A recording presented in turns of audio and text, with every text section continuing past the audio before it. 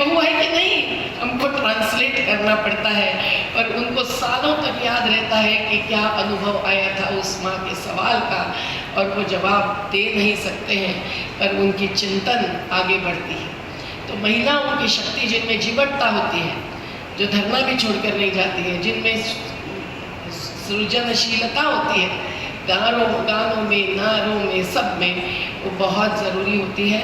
और महिला शक्ति के आधार पर प्रकृति के साथ सबसे ज़्यादा जुड़ाव महिलाओं का होता है, क्योंकि बच्चे को पानी भी पिलाना है तो महिला परेशान होती है, भोजन भी खिलाना है महिला परेशान होती है।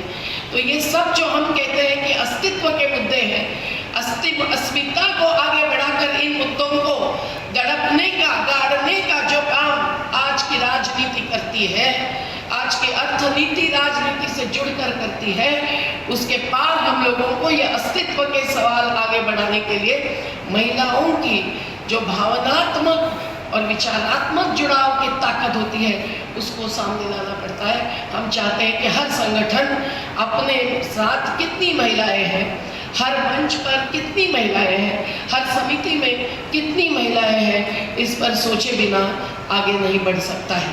नारी के सहभाग बिना हर बदलाव अधूरा शब्द नहीं है, जो 1976 में आया संविधान में, देर सही अंधेर नहीं, तो हम लोग उसके आधार पर चलना चाहते हैं। तो ऐसे संगठन जितने जितने अपने राज्य में, अपने जिले में, अपने क्षेत्र में, अपने देश में है, उनको जोड़ने के लिए क्या सब लोग मेहनत करेंगे? सही में सोचकर हाथ उठाओ भाई। धन्यवाद, जिंदाबाद। तो अगला द्वैवार्षिक अधिवेशन, इसमें भी कम जगह पड़ेगी, इतना बड़ा होगा ये हमारा विश्वास है।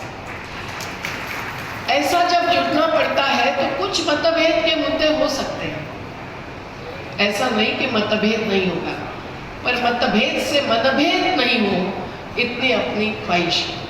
और इसीलिए हम एक बुनियादी विचारधारा जो मानते हैं, उनके साथ जुड़कर आगे बढ़ना चाहते हैं। हाँ, एक दूसरे के मुंह पर अगर गालियाँ देने लगे, क्रिटिसाइज करने लगे, तो हम सोचते हैं भाई अलग अलग चलो, उसी मंजिल तक चलो। पर जन आंदोलनों का राष्ट्रीय समन्वय इसलिए यही चाहता है कि ज़्यादा से ज़्यादा संगठनों का समन्वय हो जाए। अब ये जो जनशक्ति हम इकट्ठी करते हैं, इसमें महिला और युवाओं की भूमिका एक विशेष है। हमारे जैसे बुजुर्ग आप जानते ही, लेकिन युवाओं में, जबकि हम चाहते हैं कि ज़्यादा आगे आना चाहिए, तब हम चाहते हैं कि आज के युवा जो व्हाट्सएप यूनिवर्सिटी के स्टूडेंट्स बन गए हैं, वो व्हाट्स डाउन देखने के लिए तैयार। तो हमारा संगठनात्मक बल और उसमें युवा शक्ति तभी प्रभावी होगी जब उनका हम प्रबोधन कर पाएंगे। हम प्रशिक्षण नहीं करेंगे, वो स्व शिक्षा दे पाएंगे। हम चाहते हैं अपने अपने आंदोलन के, अपने अपने संगठन के युवाओं को कि हर चीज़ जो उनके सामने आए, कोई पुस्तक, कोई पर्चा, तो वो पढ़ें, वो ऐसा ही देखकर कचरे में नहीं जाए और उस पर वो सोचे। इस अधिवेशन में भी बैठे हुए हर युवा जब कान खोलकर सुनते हैं और दिमाग खोलकर सोचते हैं, तब असर बहुत ज़्यादा होता है। नहीं तो आज कावड़ यात्रा में चलते हैं, ये यात्रा में चलते हैं, कोई नेता आएगा तो दौड़ के जाते हैं, क्या न क्या झंडे उठाते हैं।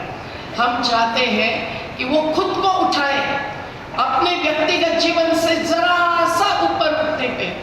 करियर ऐसा उद्देश्य नहीं होता है, वो बन जाते हैं अपने इर्द गिर्द में जो भी वंचित, शोषित, पीड़ित दिखते हैं, उनके लिए जितना हो सकता है वो योगदान देने के लिए। ऐसे युवा शक्ति खड़ी करना भी NAPM का एक बहुत बड़ा कर्तव्य है और आप सब लोगों को ऐलान है। सही तो हम कम पढ़ते हैं आज की परिस्थिति में, ये मुझे भी बहुत महसूस होता है, क्योंकि बहुत सारे क्षेत्र के युवा तत्काल नौकरी ढूंढना चाहते हैं।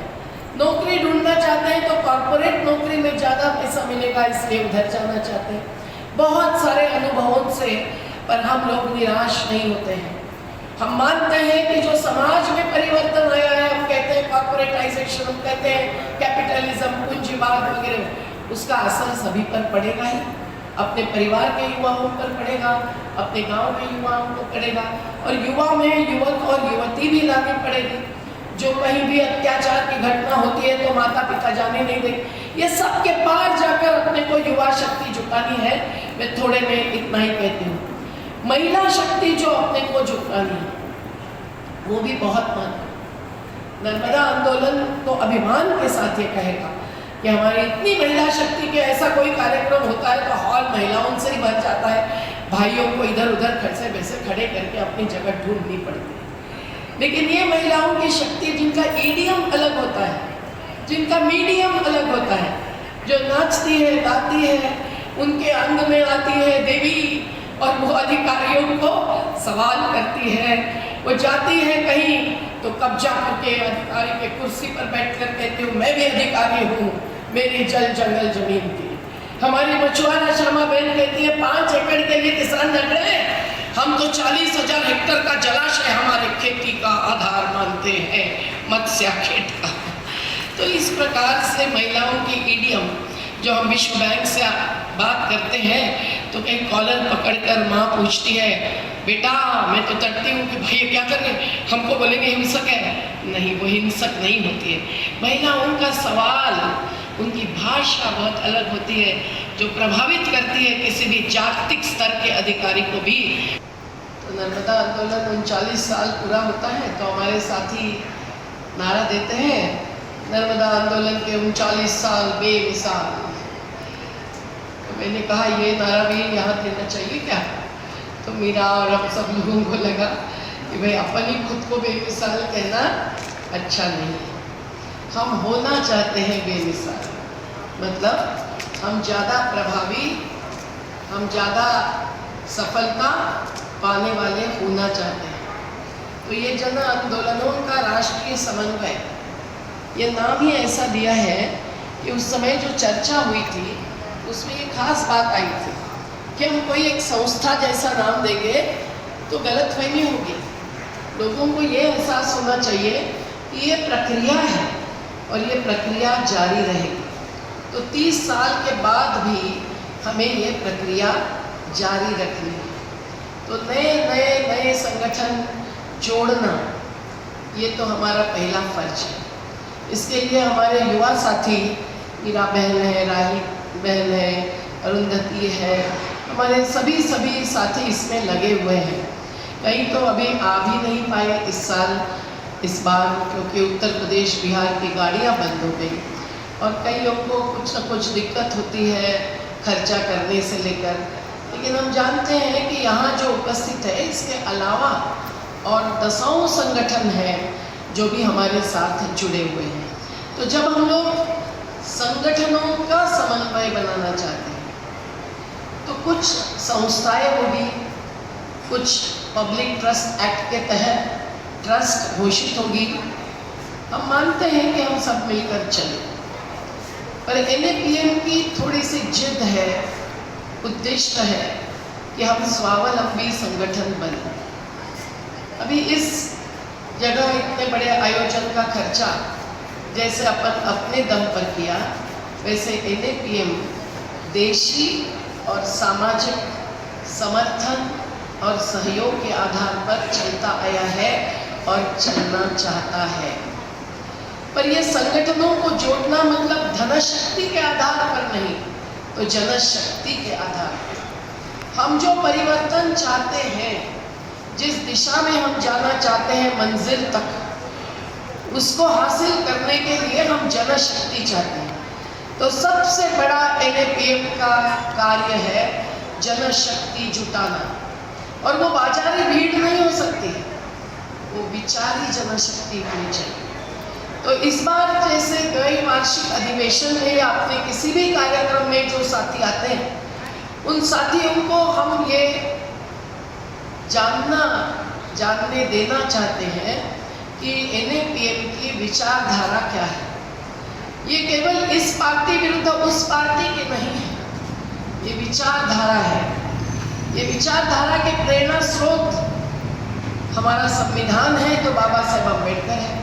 हम सत्य और अहिंसा के रास्ते पर चलना चाहते हैं तो महात्मा गांधी जी हैं। हम युवा शक्ति जो अपना कुर्बानी से जज्बा लाती है, वैसे शहीद आजम के हैं। ब्राह्मणवाद का विरोध पर बहुजन समाजों का सम्मान चाहने वाले ज्योतिबा फुले, महिलाओं के शिक्षा चाहने वाली सावित्रीबाई फुले और फातिमा शेख, दोनों ने मिलकर जो कार्य किया। झांसी की रानी युद्ध में थी, उस समय युद्ध शिवाजी महाराज ने भी किया, बिरसा मुंडा ने भी एक प्रकार से तीरकमठा निकाला। पर हम उस धरती आबा से जल जंगल जमीन के आग्रह की प्रेरणा चाहते हैं, और उसको बचाने के लिए जो संगठन आज कार्यरत है, वो संगठन ये सभी की प्रेरणा लेकर मैं और 10 नाम ले सकती हूँ। और अपने अपने क्षेत्र के अपने अपने प्रेरणा स्रोत होते हैं। दक्षिण भारत के, उत्तर भारत के, पश्चिम भारत के, उत्तर पूर्व के।